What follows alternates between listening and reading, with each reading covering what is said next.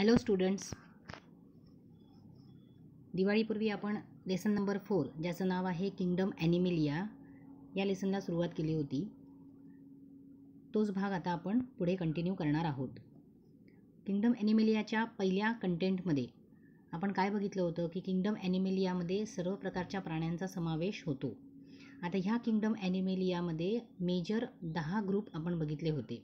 At the end of content of first slide we have seen की kingdom ॲनिमेलियामध्ये major 10 ग्रुपचा समावेश होतो. त्यांची नावं काय आहेत वगैरे आपण स्टेप बाय स्टेप आता आपण बघणार आहोत. मूव्हिंग फॉरवर्ड,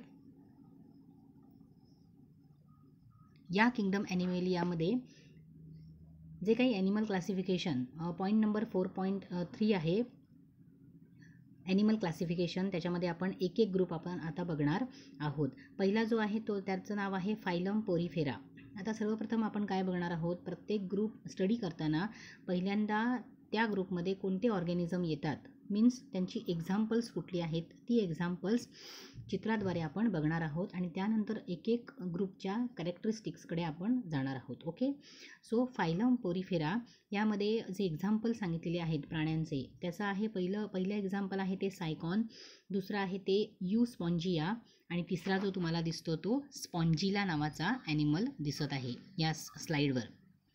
आता याचे जे कॅरेक्टर्स आहेत ते कोणकोणत्या प्रकारचे कॅरेक्टर्स हा पर्टिक्युलर ऑर्गॅनिझम दाखवतो हे आपण काय करणार आहोत, साईड बाय साईड आपण बघणार आहोत. So we are starting with the phylum Porifera. Examples you can see Sycon, Euspongia and Spongilla. पुढे जाऊया. आता आपण फायलम पोरीफेरा स्टडी करताना त्या प्राण्याचे जनरल कॅरेक्टर्स कोणकोणते आहेत, गुणधर्म कोणकोणते आहेत हे आपण बघूया. बघा जनरल कॅरेक्टर्स कुठले आहे. सर्वप्रथम आपण नाव कशा पद्धतीने ठेवण्यात आलेलं आहे, फायलम पोरीफेरा. आता ब्रॅकेटमध्ये you can see porai means pores and pherein means bearing. म्हणजे काय, पोर्स मीन्स छिद्र, बरोबर आहे. म्हणजे हे जे प्राणी आहेत त्या प्राण्यांच्या शरीरावर असंख्य छिद्र आपल्याला आढळतात. मग ही छिद्र कशासाठी असतात, त्यांचं मेन फंक्शन काय आहे हे आपण पुढे बघणार आहोत. जनरल कॅरेक्टरिस्टिक्स बघताना बघूया. पहिला जो आहे तो they are aquatic, mostly marine and some are fresh water, also called as sponges. ह्या प्राण्यांना मोस्टली काय म्हटलं जातं सांगा, they are also called as the sponges. आणि हे आपल्याला कुठे आढळतील तर ते मोस्टली आपल्याला ॲक्वॅटिक म्हणजे अर्थातच पाण्यामध्ये आपल्याला ते आढळतात. मग हे पाणी कसलं असू शकतं, तर एक तर ते समुद्राचं पाणी असेल किंवा ते फ्रेश वॉटर असू शकतं. Okay, second one, solitary or colonial, sedentary, asymmetrical or radially symmetrical. आता हे जे आहेत सिमेट्री आपण बघितलेली आहेत पहिल्या कंटेंटमध्ये, म्हणजे पहिला आपण जे सुरुवात केली होती जनरल कॅरेक्टर्स आपण जे बघत होतो प्राण्यांचे, त्याच्यामध्ये आपण सिमेट्री म्हणा किंवा त्याच्यानंतर बॉडी कॅव्हिटी म्हणा ह्यासारखे गुणधर्म बघत होतो. आता पहिला भाग बघा, सॉलिटरी किंवा कॉलोनियल म्हणजेच काय, हे जे ऑर्गॅनिझम आहेत ते एकतर स्वतंत्रपणे राहत असतील किंवा ॲज अ कॉलनी करून राहत असतील. They may be living together or may be alone kind of. Sedentary असू शकतात, एकाच ठिकाणी वास्तव्य करून असू शकतात किंवा त्यांनी काय सांगितलेलं आहे पुढे, असिमेट्रिकल ऑर रेडियली सिमेट्रिकल. म्हणजेच त्या प्राण्यांच्या शरीराचे दोन भाग जर केले तर दोन्ही भाग एक समान असू शकत नाहीत. किंवा रेडियली सिमेट्रिकल म्हणजे काय, तर शरीराचा एक ॲक्सिस, पर्टिक्युलर ॲक्सिस धरून समजा त्या प्राण्याच्या शरीराचे दोन भाग केले तरच आपल्याला काय असू शकतं, बॉडी ही सिमेट्रिकली दोन भागामध्ये डिवाईड होताना आपल्याला दिसू शकते. That's what it means. तिसरं बघा, their body is considered as colony of different types of cells. काय म्हटलेलं आहे बघा, त्यांचं जे शरीर आहे ह्या प्राण्यांचं ते वेगवेगळ्या सेल्सने तयार झालेलं आहे, वेगवेगळ्या टाईप्स ऑफ सेल्सने तयार झालेलं आहे. So it is considered as a colony of different types of cells. Body of this animals consist of many cells with little division of labour. म्हणजे काय, तर त्यांचं शरीर जे आहे ते अनेक प्रकारच्या पेशीने बनलेलं आहे, पण त्या पेशींना असं भरपूर काम वगैरे असं नाही आहे. They are having a limited labour. थोडंफार प्रमाणामध्ये त्यांना फंक्शन परफॉर्म करायचं असतं ते थोडंफार प्रमाणामध्ये परफॉर्म करायचं आहे. So the body is considered as colony of different type of cells.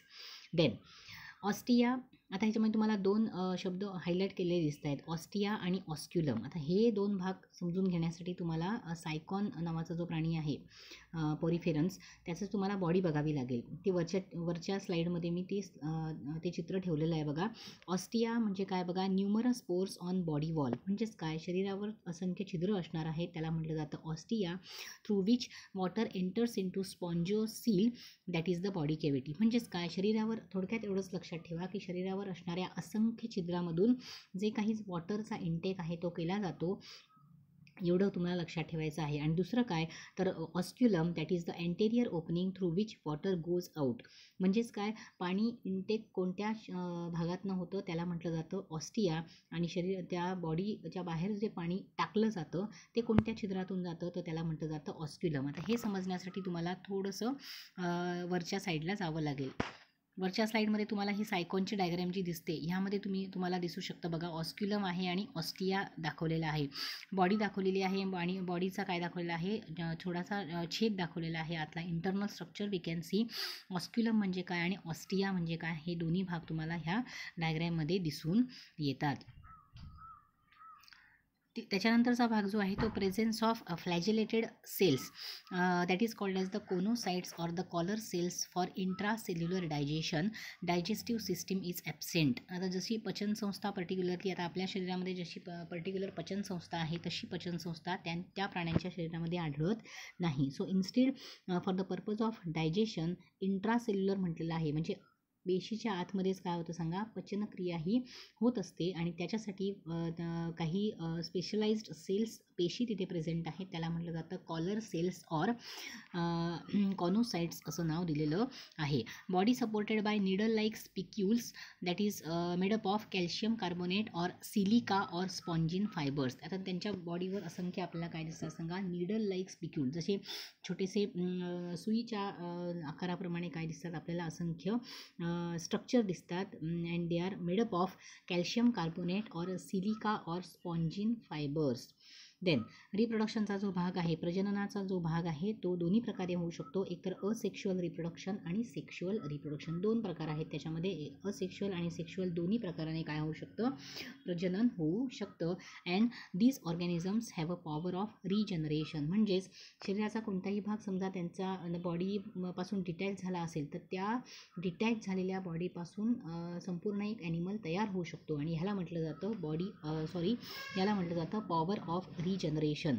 Examples बघा, sponges, that is Sycon and Spongilla, त्याची चित्र आपण वरच्या स्लाईडमध्ये बघितलेली आहेत. So that's what about the characteristics of the phylum Porifera, जो आपला पहिला ग्रुप आहे फायलम पोरिफेरा. जनरल कॅरेक्टर्स आपण बघितलेले आहेत, कुठे राहतात, कशा पद्धतीने राहतात, त्यांचं शरीर कशाने बनलेलं आहे, शरीराचे मेन भाग कोणते आहेत, पचनसंस्था आहे का, असली तर ती कशा पद्धतीची आहे, रिप्रोडक्शन कशा पद्धतीने होऊ शकतं, हे त्याचे जनरल कॅरेक्टर आणि 2-3 एक्झाम्पल आपण ह्या ठिकाणी बघितलेले आहेत. ओके, त्याच्यानंतर पुढे आपण जाऊया. पुढची जी स्लाईड तुम्हाला ह्या ठिकाणी दिसते ती that is the sponges, collar cells or the osculum. आता हा जर तुम्ही इलॅबरेट करून बघितलं, ही स्लाईड तुम्ही इलॅबरेट करून बघितली तर तुम्हाला ह्या ठिकाणी दिसतं की त्या स्पॉन्जेसचं जी बॉडी कशा पद्धतीने आहे, ही डायग्रॅम तुम्हाला काढायची नाही आहे, पण फक्त तुम्हाला जे स्ट्रक्चर आहेत ते तुम्हाला व्यवस्थित समजावेत ह्यासाठी ह्या ठिकाणी ही डायग्रॅम मी पुटअप केलेली आहे. स्पिक्युल्स दिसतात ह्या ठिकाणी आपल्याला, त्याच्यानंतर ऑस्क्युलम दिसतं आणि कॉलर सेल्स, जो मगाशी आपण म्हटलं की कॉलर सेल्स याचं फंक्शन त्यांनी काय सांगितलेले आहे बघा, फॉर इंट्रासेल्युलर डायजेशनसाठी जे कॉलर सेल्स किंवा कोनोसाइट्स सांगितलेले आहेत ते कॉलर सेल्स त्यांनी ह्या ठिकाणी काय केलेले आहेत सांगा, इलॅबरेट करून तुम्हाला दाखवलेला आहे. आणि त्याचं स्ट्रक्चर हे सरासरी कशा पद्धतीने असतं हे ह्या ठिकाणी तुम्हाला दिसून येतं. Okay, moving forward, second phylum आहे आपला तो निडॅरिया नावाचा आहे. निडॅरिया किंवा त्यालाच सिलेंट्रेटा असं म्हटलं जातं. आता ह्या फायलम निडॅरिया जो आहे त्याचे सर्वप्रथम आपण काय बघूया, एक्झाम्पल्स बघूया. एक्झाम्पल्स आहेत हायड्रा, देन ॲडमेसिया, त्यालाच म्हटलं जातं सी ॲनिमून. त्याच्यानंतर आहे फायसेलिया, त्याला पोर्तुगीज मॅन ऑफ वॉर असंही म्हटलं जातं. आता हे स्ट्रक्चर जर तुम्ही बघितलं तर ते स्ट्रक्चर एखाद्या पोर्तुगीज माणसांची जशी कॅप असायची पूर्वीच्या काळामध्ये, पोर्तुगीज लोक वापरायची त्या पद्धतीने दिसतं, म्हणून ह्याचं नाव काय आहे सांगा, पोर्तुगीज मॅन ऑफ वॉर असं म्हटलं जातं. Then Aurelia that is the jellyfish, Gorgonia that is the sea fan. प्रत्येक स्ट्रक्चर तुम्हाला नावाप्रमाणेच दिसते बघा ह्या ठिकाणी. आणि त्याच्यानंतरचा जो आहे तो Diploria that is the brain coral. Okay, त्याचं स्ट्रक्चर आपला ब्रेन जसा असतो, मेंदू जसा असतो, मेंदूला जसा असंख्य वळ्या असतात त्या पद्धतीनेच तुम्हाला हे कोरल ह्या ठिकाणी दिसतं. ओके, सो फायलम निडॅरियाची आपण किती उदाहरणं बघितली या ठिकाणी? 6 उदाहरणं आपल्या डोळ्यासमोर ह्या ठिकाणी दिसतात. म्हणजे फायलम निडॅरियामध्ये येणारे जे प्राणी आहेत ते कसे दिसतात, त्यांची नावं काय आहेत हे ह्या ठिकाणी तुम्हाला दिसून येतं. ओके, बघा या ठिकाणी फायलम निडॅरियामध्ये काय सांगितलेलं आहे. फायलम निडॅरियाची आपण कॅरेक्टरिस्टिक्स बघूया. फायलम निडॅरियालाच म्हटलं जातं सिलेंट्रेटा. आता ह्याच्यामध्ये ह्या शब्दाची जर फोड केली तर कशी आहे बघा. Koilos that means cavity and enteron means gut. म्हणजे कुठे कॅव्हिटी आहे, कॅव्हिटी म्हणजे एक प्रकारची पोकळी, पण ती पोकळी आपल्याला कुठे दिसते? गट कंटेंटमध्ये दिसते आणि त्याच्यावरूनच त्याला नाव दिलेलं आहे सिलेंट्रेटा किंवा निडेरिया असं नाव दिलेलं आहे. आता ह्याचे जर कॅरेक्टरिस्टिक्स या प्राण्यांचे आपण बघायला गेलो तर त्याच्यामध्ये पहिलं त्यांनी सांगितलेलं आहे की कॉलोनियल ऑर सॉलिटरी, म्हणजे कॉलनी करून राहतील, एकत्रित राहतील किंवा तुम्हाला ते सेपरेटेडसुद्धा आढळू शकतात. They are sedentary or free living, एका ठिकाणी असू शकतात किंवा फ्रीली मुवेबल असू शकतात. Mostly marine or few are fresh water, mostly ते समुद्राच्या पाण्यामध्ये आढळतात, काहीच त्याच्यातले तुम्हाला फ्रेश वॉटरमध्ये आढळू शकतात. Tissue level organisation radially symmetrical, body कशी सांगितलेली आहे? उतींनी बनलेली आहे. टिश्यू लेवल ऑर्गनायझेशन आहे अँड रॅडियली सिमेट्रिकल म्हणजेच काय? सेंट्रल ॲक्सिस शरीराचा धरून जर शरीराचे 2 भाग केले तरच ते आपल्याला इक्वली काय होऊ शकतात? डिवाइड होऊ शकतात. Then specialized cells are present known as the nidocytes has stinging structure called as the nematocyst. आता ह्याच्यामध्ये स्पेशलाइज्ड सेल्स त्यांच्यामध्ये प्रेझेंट आहेत. स्टिंगिंग स्ट्रक्चर त्याला म्हटलं जातं निमॅटोसिस्ट किंवा त्याला म्हटलं जातं निडोसाइट्स. आता ह्याचं फंक्शन काय? They are offensive as well as defensive in function. म्हणजेच कोणी त्यांच्यावर अटॅक केला तर for the purpose of defensive आणि स्वतःचं प्रोटेक्शन करण्यासाठी सुद्धा काय सांगितलेलं आहे? ह्या निडोसाइट्सचा त्यांना उपयोग होतो. Gastrovascular cavity that is the coelenteron present that helps in the digestion and circulation. पचनसंस्थेसाठी प्लस त्यांनी काय सांगितलेलं आहे? सर्क्युलेशनसाठी काय सांगितलेलं आहे त्यांनी? त्यांच्यामध्ये सिलेंट्रॉन म्हणजेच गॅस्ट्रोव्हॅस्क्युलर कॅव्हिटी प्रेझेंट असते. अँड आता ह्या हे जे प्राणी आहेत त्याच्यामध्ये 2 प्रकारचे बॉडी फॉर्म आपल्याला आढळतात. म्हणजे जशी बॉडी ग्रोथ होत जाते तसं त्यांच्या टोटल लाईफमध्ये आपण म्हणूया शरीराचे 2 भाग दिसतात. पहिल्याचं नाव आहे पॉलिप आणि दुसऱ्याचं नाव आहे मेड्युसा.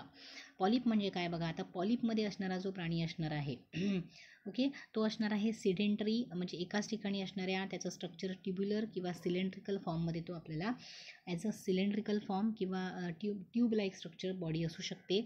त्याचं उदाहरण आहे हायड्रा. आणि दुसरा जो बॉडी फॉर्म आहे तो आहे मेड्युसा. ते फ्री लिव्हिंग असतात, इतरत्र इकडे तिकडे आपल्याला फिरताना दिसतील आणि त्यांचं शरीर जे कसं असतं सांगा, अम्ब्रेला शेप्ड आपल्याला दिसू शकतं. For example jellyfish. वरची स्लाईड जर तुम्ही बघितली तर जेलीफिश आपल्याला एखाद्या छत्रीच्या आकारासारखा दिसतो आणि हायड्रा जो आहे तो आपल्याला कसा दिसतो बघा. असंख्य त्याला कशा पद्धतीने दिसतो? बॉडी त्याची सिलेंड्रिकल ही अशा पद्धतीने दिसून येते. म्हणजे कॅरेक्टरिस्टिक्स बघत तुम्ही जर त्या प्राण्याचं चित्र बघितलं, डायग्रॅम बघितली तर तुम्हाला हे व्यवस्थित समजू शकतं. ओके, मुव्हिंग फॉरवर्ड पुढचं त्याचं कॅरेक्टर आपण बघूया. Phenomenon of 2 body forms that is the polyp and medusae, therefore it is called as the metagenesis.